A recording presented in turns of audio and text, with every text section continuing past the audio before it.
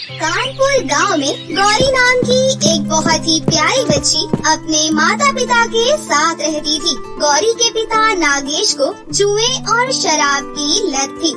हर वक्त जुआ खेलना और शराब पीकर अपने दोस्तों के साथ आवारागर्दी करना, बस यही उसका काम था। गौरी की माँ मेघना के पास एक पुरानी सिलाई मशीन थी, जिस पर वो गांव की औरतों के कुछ कपड़े सिलकर अपने परिवार का गुजारा करती थी।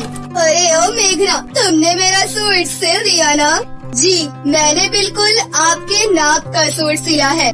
ठीक है, ये लो 50 रुपए सिलाई के। फूलमती दीदी, वो मैं ये कह रही थी कि अब धागे की रील 10 से बढ़कर 20 की मिलने लगी है, इसलिए सूट के 80 दे देती तो ठीक रहता।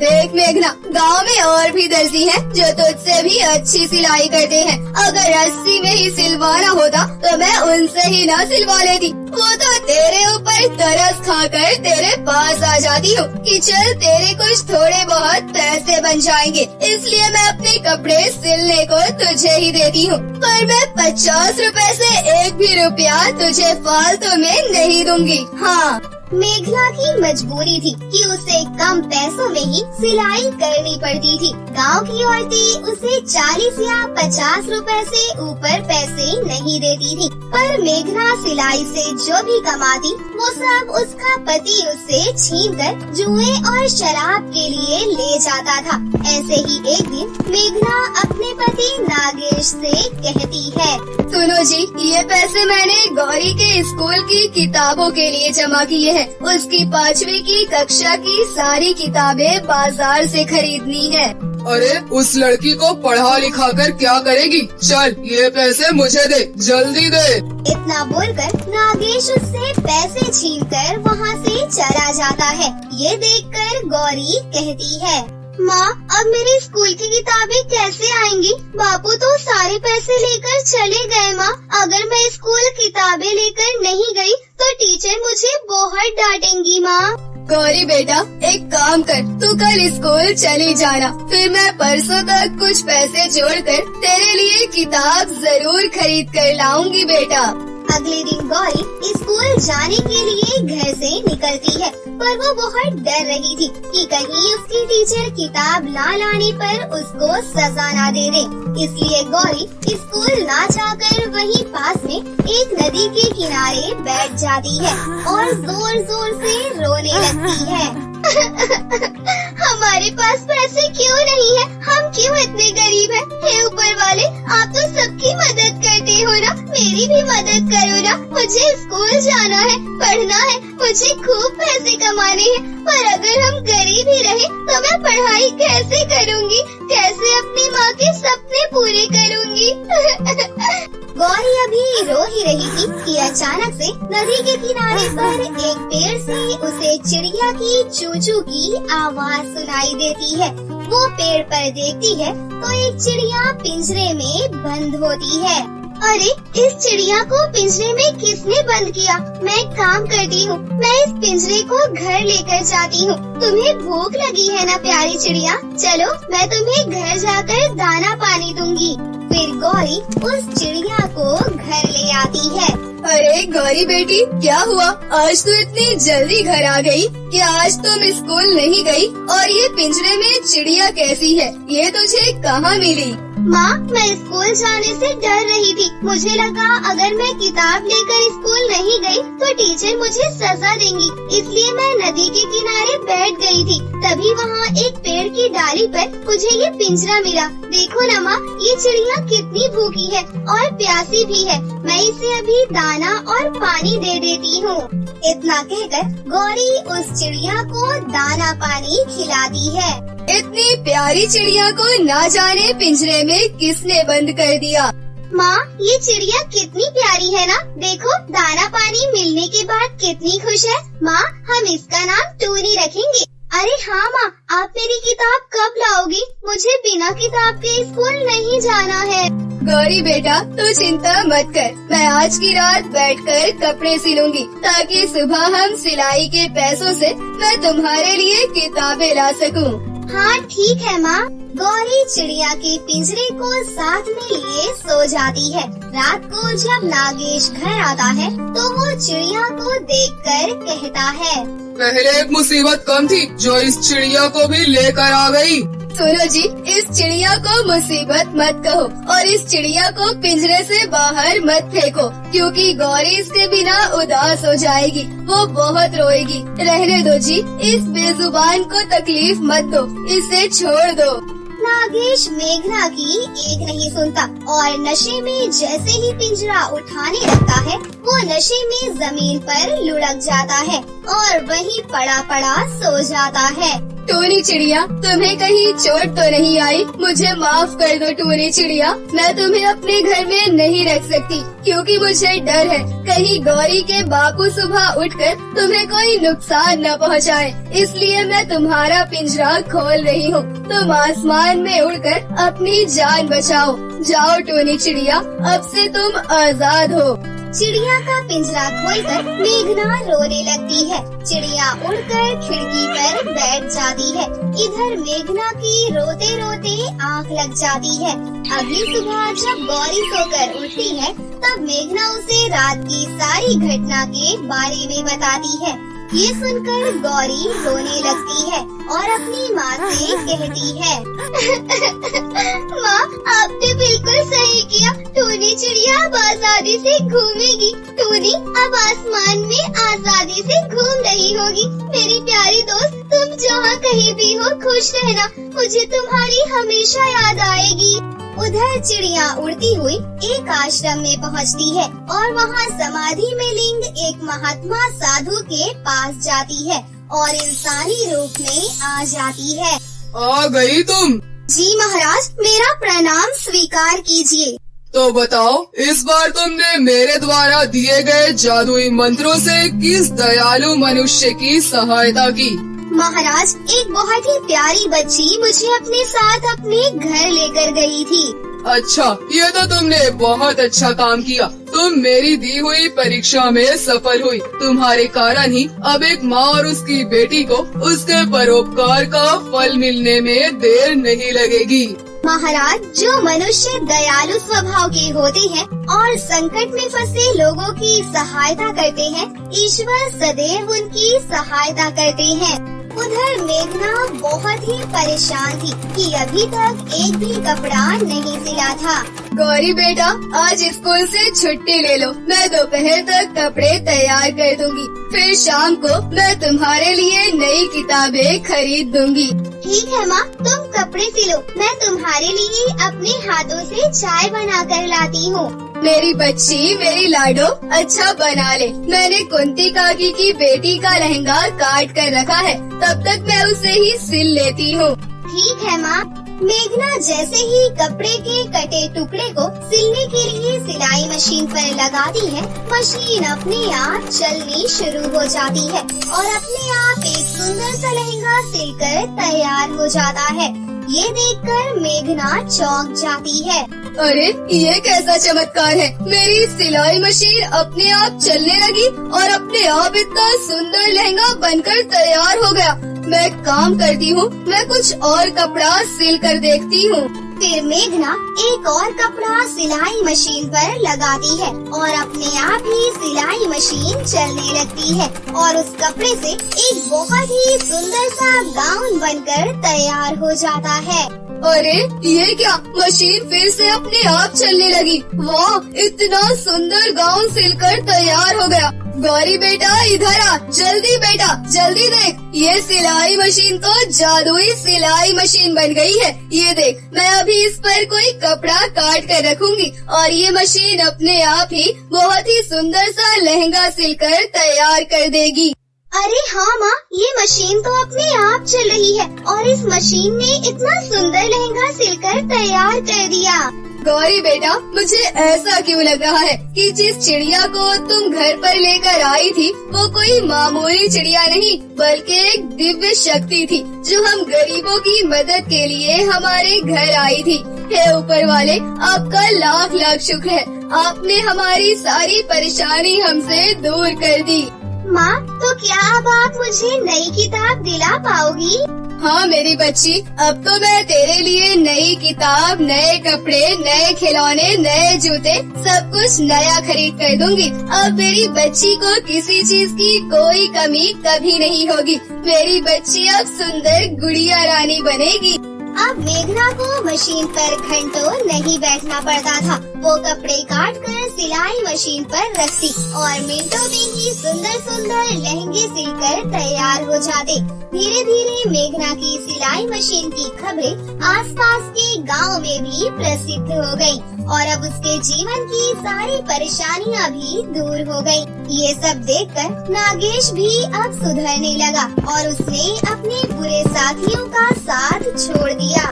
मेघना, हो सके तो मुझे माफ कर दो मेघना। मैंने हमेशा तुम दोनों को कष्ट दिया, पर मैं अब अपने परिवार के साथ अच्छा जीवन जीना चाहता हूँ।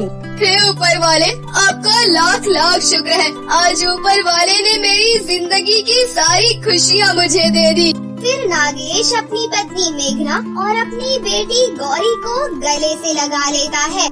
मेघना, आज से मैं भी तुम्हारे कामों में तुम्हारा हाथ बटाऊंगा।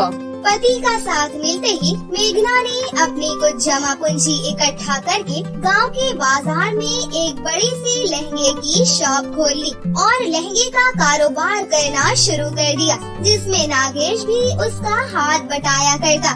धीरे धीरे उनका कारोबार बहुत अच्छा चलने लगा और मेघना का परिवार तरक्की करता चला गया।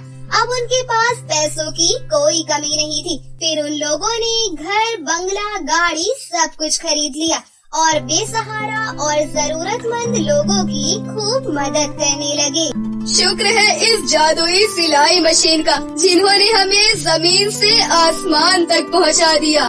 अरे हाँ माँ, मैं आप दोनों को एक साथ ऐसे देखकर बहुत खुश हूँ। इस तरह मेघना का परिवार हंसी खुशी से अपनी जिंदगी जीने लगा।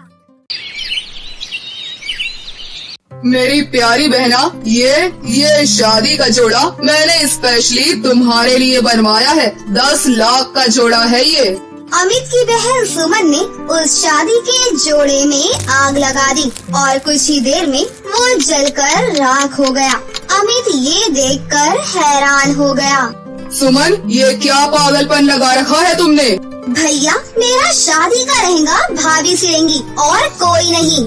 तुम तो जानती हो कि तुम्हारी भाभी भी घर छोड़कर चली गई हैं। वो कहाँ है हमें कुछ नहीं पता। वो नहीं होगी तो क्या तुम शादी नहीं करोगी? आपने बिल्कुल सही समझा।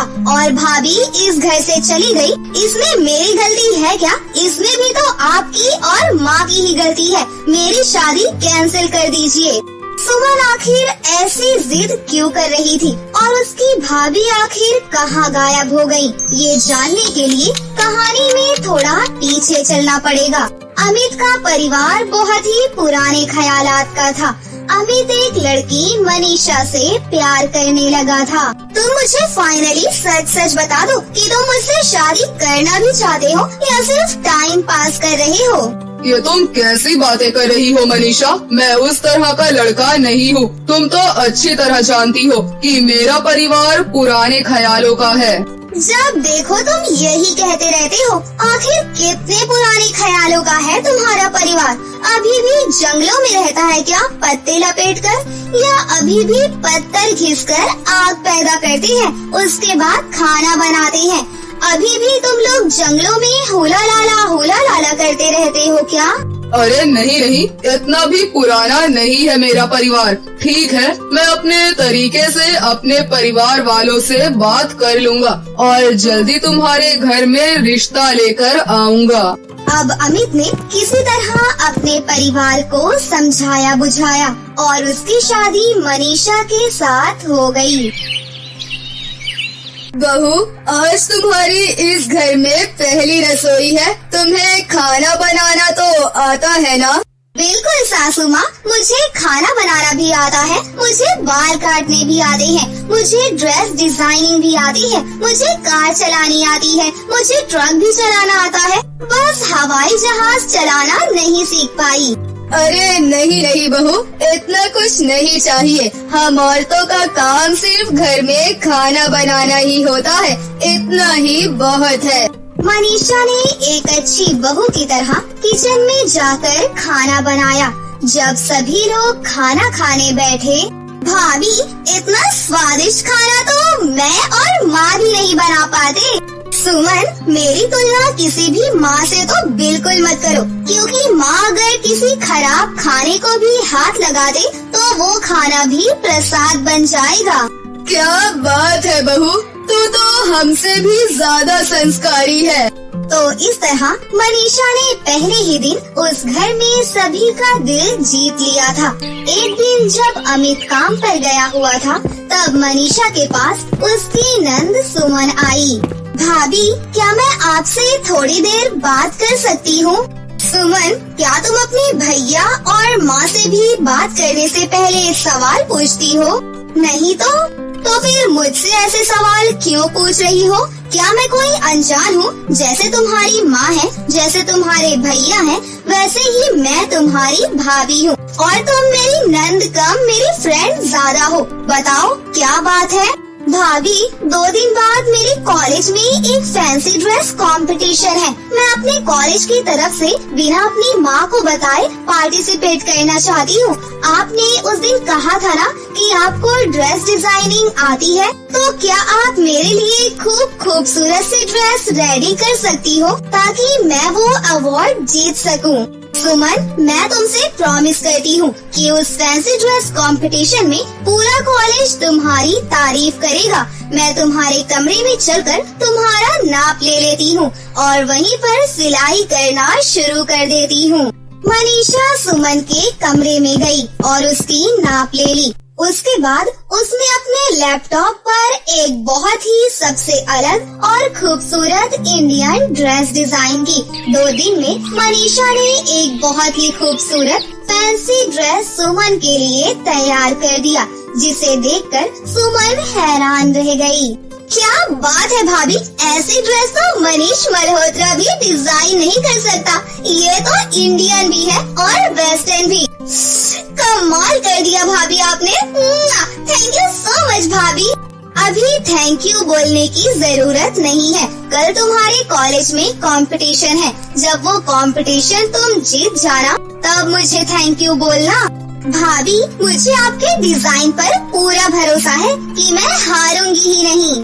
अगले दिन सुमन के कॉलेज में फैंसी ड्रेस कंपटीशन शुरू हुआ। सुमन ने इस बारे में ना ही अपनी माँ को बताया था और ना ही अपने भैया को, क्योंकि वो लोग इन सब के खिलाफ थे। सभी स्टूडेंट ने अपनी अपनी ड्रेस पहनकर कैट वॉक शुरू की। लोगों ने खूब तालियां बजाई। सुमन ये सब देख रही थी। अभी तो सब लोग अपनी अपनी कुर्सी पर बैठकर लोगों के लिए तालियां बजा रही हैं। जब मैं अपनी ड्रेस पहनकर कैट वॉक करूँगी ना, तब ये सब खड़े होकर मेरे लिए तालियां बजाएंगे। थोड़ी ही देर बाद एंकर ने सुमन का नाम अनाउंस किया। सुमन ने जैसे ही मनीषा द्वारा बनाई गई वो ड्रेस पहनकर कैट वॉक शुरू की, वहाँ पर मौजूद सभी टीचर्स, सभी बड़ी बड़ी कंपनी के मालिक, सभी मीडिया वाले और सभी कॉलेज के स्टूडेंट खड़े होकर तालियां बजाने लगे। कैट वॉक खत्म होने के बाद अरे बैठ जाइए आप लोग, प्लीज तालियां बजाना बंद कीजिए और मुझे बोलने दीजिए। उसके बाद आप तालियां बजा लेना। आप सभी लोगों के रिस्पांस को और सुमन की ड्रेस को देखते हुए इन सभी कंपनीज के ओनर ने ये डिसाइड किया है कि आज का फैंसी ड्रेस कंपटीशन सुमन जीती है। मिस्टर ओबरॉय, आप कुछ कहना चाहेंगे सुमन की ड्रेस के बारे में? मिस सुमन, ऐसी ड्रेस की तो हम लोग कल्पना भी नहीं कर सकते। तुमने आज हमें और हमारी इंडस्ट्री को सबसे अलग डिजाइन दिया है। कॉलेज में सुमन को बहुत सारे गिफ्ट मिले। मीडिया ने बहुत सारी फोटोग्राफ खींची और उसका इंटरव्यू तक लिया गया। कंपनी की तरफ से उसे 2 लाख का चेक भी मिला। सुमन खुशी खुशी घर आ गई। भाभी, थैंक यू सो मच। आज जो मुझे मिला है वो मैंने कभी इमेजिन ही नहीं किया था। सारे टीचर, सारे स्टूडेंट्स, यहाँ तक कि जो लोग मुझसे चिढ़ते थे वो लोग भी खड़े होकर मेरे लिए तालियां बजा रहे थे। क्या बात है सुमन, कॉन्ग्रेचुलेशन। भाभी, अगर आप ना होती तो ये सब बिल्कुल मुमकिन नहीं होता। मैंने इंटरव्यू में साफ तौर पर सबको बता दिया है कि ये ड्रेस मेरी भाभी यानी आपने डिजाइन किया है। सब लोग आपकी डिजाइनिंग की बहुत तारीफ कर रहे थे। इतने में वहाँ पर मनीषा की सास और उसका पति भी आ गया। दोनों बहुत गुस्से में थे। सुमन, ये सब टीवी में क्या दिखा रहे हैं? तुमने बिना हमसे पूछे कॉलेज में फैंसी ड्रेस कंपटीशन में पार्टिसिपेट किया। तुमने हमारे खानदान की नाक कटा दी और बहू, तुमने बिना हमसे पूछे इसके लिए ड्रेस डिजाइन कर दी। सासू माँ, सुमन ने इसमें क्या गलत कर दिया? मुझे बताया गया था कि आप लोग पुराने ख्यालात के हैं, इसलिए मैंने अपने फैशन डिजाइनिंग के सपने को मारकर अमित से शादी की, क्योंकि मैं उससे प्यार करती थी। पर सुमन को तो ये सब करने दीजिए, वो कौन सा गलत काम कर रही है।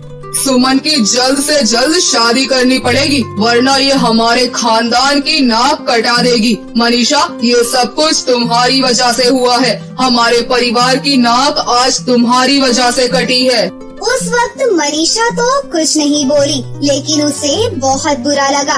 रात में उसने अपना बैग पैक किया और घर छोड़कर चली गई। अगले दिन अमित ने उसे खूब ढूंढने की कोशिश की, पर ना ही उसका नंबर मिला और ना ही वो कहीं मिली। कुछ दिन बाद उसे सब भूल गए और सुमन की शादी तय कर दी गई। अब कहानी एक बार फिर से वर्तमान में आ गई। माँ, सुमन को समझाना तो मुश्किल हो गया है। इसकी जिद की वजह से तो शादी ही नहीं हो पाएगी। 2 दिन बाद इसकी शादी है और ये जिद करके बैठी है कि भाभी ही इसका शादी का लहंगा सिलेंगी। बेटा, कभी कभी जो पुरानी परंपराएं होती हैं, वो समय के हिसाब से बनाई जाती हैं, लेकिन अब समय बदल गया है। सुमन ने छोटे छोटे कपड़े पहनकर तो रैंप वॉक नहीं किया था ना, और उसका पूरे शहर में नाम भी हो गया था, वो भी सिर्फ मनीषा की वजह से। हमने उसे बहुत बुरा भला कहा, इसलिए वो घर छोड़कर चली गई।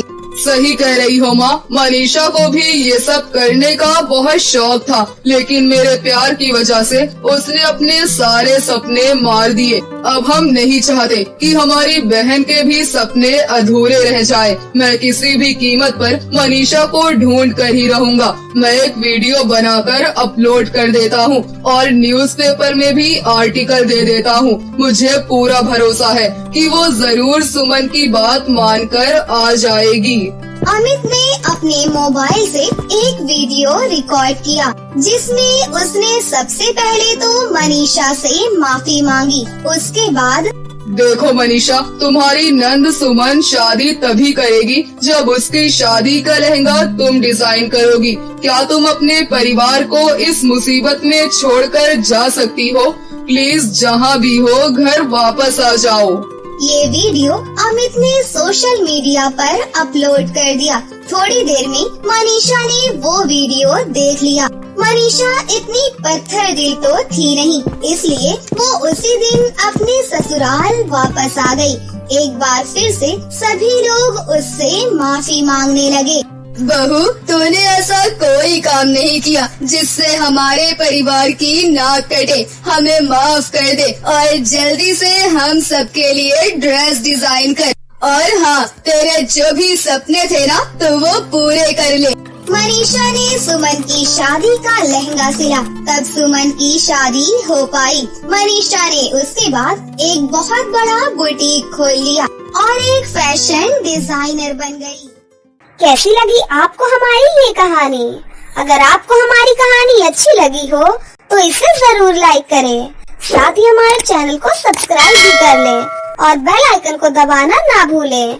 मिलते हैं अगली वीडियो में। धन्यवाद।